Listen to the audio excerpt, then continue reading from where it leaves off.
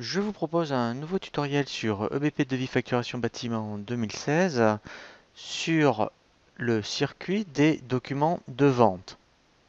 Nous verrons comment créer un devis, le transférer en facture, mais également toutes les options proposées lorsque vous êtes sur un devis ou une facture par rapport justement à lorsque vous appelez des ouvrages, et bien si on veut visualiser l'ensemble de l'ouvrage ou juste le global et voir toutes les possibilités que vous offre la création d'un devis. Vous avez plusieurs possibilités pour créer un devis. Vous avez ici ce qu'on appelle le volet de navigation. Donc ici vous avez le bouton nouveau devis.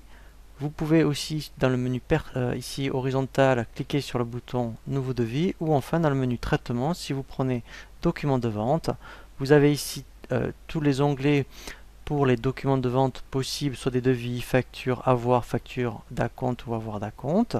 Et donc lorsqu'ensuite on veut créer un devis, eh bien on fait ajouter. Ici je veux donc un devis. Donc on va voir tout ce qu'il est possible de faire par rapport à un devis. Donc déjà par rapport ici à la validité du devis, donc ici c'est par rapport aux propriétés du dossier, donc il y a le tutoriel qui vous explique comment mettre une validité donc là de devis. Ici c'est par rapport à 60 jours par exemple. Vous avez un statut de devis. Alors ça c'est vraiment très intéressant. Donc quand vous faites un devis, là le statut d'en cours, on verra quand on va le transférer. Si c'était un devis par rapport à un appel d'offres, et bien ici vous pourriez très bien mettre appel d'offres. Et enfin, à la fin du mois, vous pourriez avoir des statistiques, admettons, sur tous les devis que vous avez fait par rapport à un appel d'offres, qui ont été refusés, qui ont été acceptés. Donc, en fait, c'est pas du gadget, c'est quand même très intéressant à exploiter. Donc là, je vais laisser en cours. Donc, je vais aller chercher un client.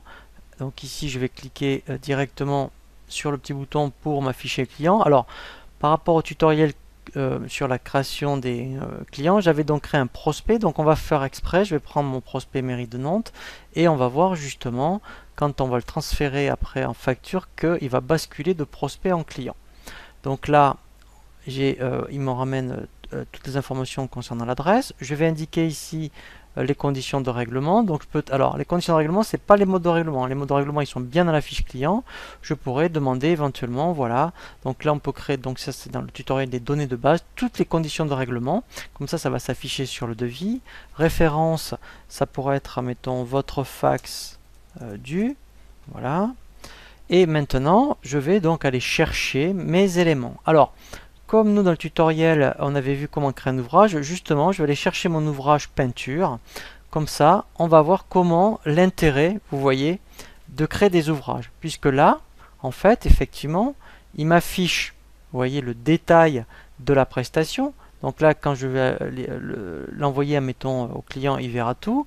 Mais après, ici, vous voyez, vous avez toute une série de boutons où, en fait, on peut effectivement dire je ne veux pas afficher le global. Vous voyez, mettons ici déjà, en cliquant sur ces petits boutons, je peux, alors là ce n'est qu'à l'écran, hein, mais là déjà, eh bien, je peux avoir que le global et le détail. Voilà, donc je pourrais cacher le détail aussi ici des ouvrages. Voilà, et voilà, je peux ici le redéplier. Donc là c'est à l'écran. Donc après je peux m'appeler une petite calculatrice. Donc là c'est pour saisir à la ligne. Là c'est pour éventuellement, voilà, dans tout ce qui est ligne dans l'ouvrage.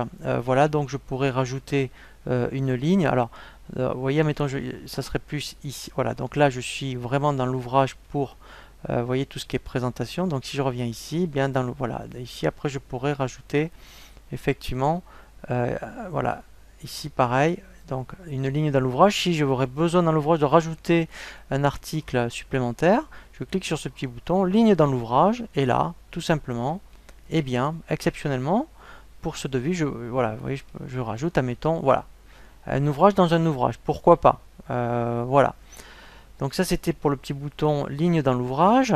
Là c'est pour un nouvel ouvrage, je pourrais rajouter un ouvrage. Voilà, donc là c'est pour ajouter des fournitures. Ici ce serait pour ajouter de la main d'œuvre. Et là en fait c'est pour ajouter un élément de type divers. Alors là j'ai pas de tranche, Voilà, vous voyez, mettons, si vous aviez, par exemple, vous êtes dans une maison et vous avez plusieurs tranches. Eh bien, ici, effectivement, alors je pourrais dire, admettons, chambre 1, voilà, ou chambre enfant, voilà, vous avez, voilà, eh bien, je pourrais très bien dire que ici, c'est, admettons, la tranche 1, voilà. Comme ça, vous verrez la présentation, vous voyez, donc là, on a le global de la, voilà, et après, je pourrais très bien, vous voyez, si j'avais plusieurs tranches, donc, admettons, après, si j'avais ici le séjour, là, je mettrai séjour, voilà. Je vais mettre après un autre ouvrage. Donc ici, je vais rechercher directement un nouvel ouvrage. Donc je vais reprendre une impression. Voilà. Et le séjour, ça serait la tranche 2 par exemple. Voilà. Voilà. Donc là, en fait, j'ai des sous-totaux. Alors c'est très intéressant puisqu'après on peut même faire après au niveau avancement des factures d'avancement par rapport à des tranches, pardon, mais aussi au niveau de la présentation du devis, d'avoir des tranches. Voilà, on peut faire des tranches, des sous-tranches. Voilà, donc ça c'est vraiment très très intéressant. Donc là on a bien vu tous les petits boutons qui présenter lorsque vous créez un devis. Alors au niveau des onglets, maintenant vous avez donc après l'onglet échéance. Donc moi comme je l'avais affecté directement, et bien donc il le met tout seul. Sinon vous pouvez aller le chercher à tout moment. Voilà, donc ça c'était pour les boutons du haut. Maintenant au niveau des onglets du bas, donc là vous avez un récap pour la TVA.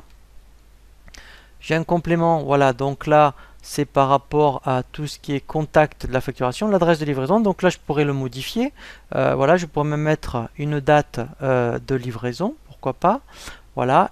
Je pourrais mettre un modèle d'impression. Modèle d'impression, c'est dire, eh bien, je vais associer un modèle de devis, voilà. Voilà, donc ça c'était pour complément. L'onglet détail, donc là, eh bien vous avez, c'est votre marge. Donc ça, alors ça bien sûr, hein, il n'y a que vous qui le voyez. Mais là, directement dans le devis, vous connaissez votre marge. Voilà. Et après, voilà, donc tout ce qui est compta. Donc ça, c'est par rapport au compte de TVA. Voilà, mais là, normalement, il n'y a rien à faire. Donc là, votre devis est terminé. Vous voulez avoir un aperçu, vous l'envoyez par mail. Donc, vous l'enregistrez. Voilà.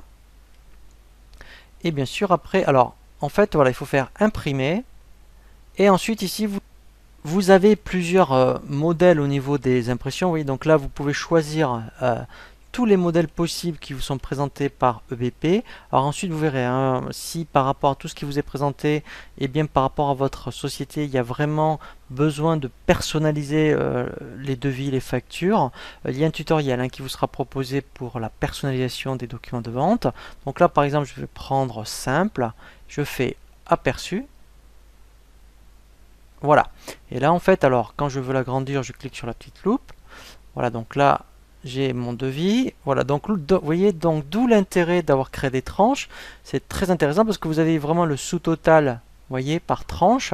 Voilà, alors après on verra justement ne pas afficher le détail. Hein. On peut prendre des modèles sans détail ouvrage, par exemple. Voilà, donc là, ça me convient.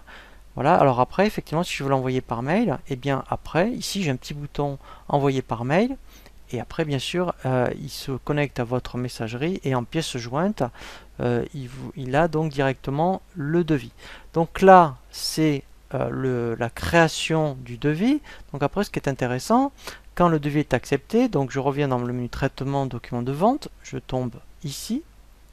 Alors, quand le client m'a accepté le devis, je peux donc soit ici dire je ne veux que les devis ici, voilà, donc admettons je sais que c'est un prospect et que c'était la mairie de Nantes, voilà, donc là après dans les devis, voilà, je vais voir que celui qui m'intéresse. Alors maintenant il est accepté, donc vous allez faire votre prestation. Alors on peut faire des factures d'acompte, c'est-à-dire qu'en plus, donc ici, alors vous voyez, vous avez facture d'acompte. Vous pourriez très bien créer une facture d'acompte, comme ça après on l'associe à la facture. Donc là, mettons, vous avez demandé un acompte, donc par rapport au prospect, voilà. Donc là, on le transfère en client, ce qui est normal puisqu'il vous a donné un acompte. Là, vous mettez, admettons, acompte reçu de 30% par exemple, voilà. Et là, vous mettez le montant. Donc je vais mettre, mettons, 500 €, pourquoi pas, voilà. Et donc là, je l'enregistre. Lui, il me voilà, donc il a généré une facture d'acompte. Et quand vous faites un acompte, lui, ce qui est normal, il génère un règlement. Donc là, vous allez indiquer à quelle banque, donc là c'est la vôtre, vous allez l'affecter. Comme ça, quand vous ferez les transferts comptables, eh bien, soit sur BP Compta ou un autre logiciel de comptabilité, vous aurez les règlements d'acompte et des factures. Donc là, je fais enregistrer. Voilà. Et je ferme. Donc là, j'ai ma facture. Maintenant, je vais donc vous faites la prestation. Il faut bien transférer le devis en facture et on va y associer la facture d'acompte. Donc en fait, pour transférer un devis en facture, vous faites bouton droit et vous avez le bouton transférer. Vous voyez, vous l'avez aussi par rapport au volet de navigation, vous l'avez ici transféré. Ça revient au même. Donc je fais transférer. Je dis en facture. Voilà. Donc là, on va l'ouvrir. Alors vous allez voir, quand on sait faire un devis, on sait faire une facture, puisque les présentations des onglets des boutons sont les mêmes.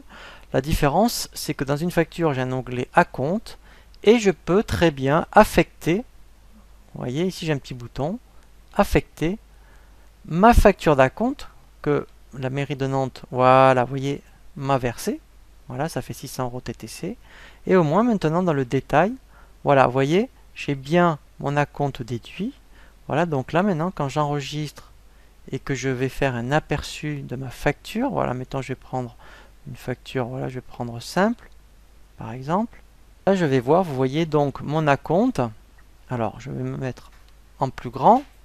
Voilà, et là, en bas, j'ai bien mon acompte de versé.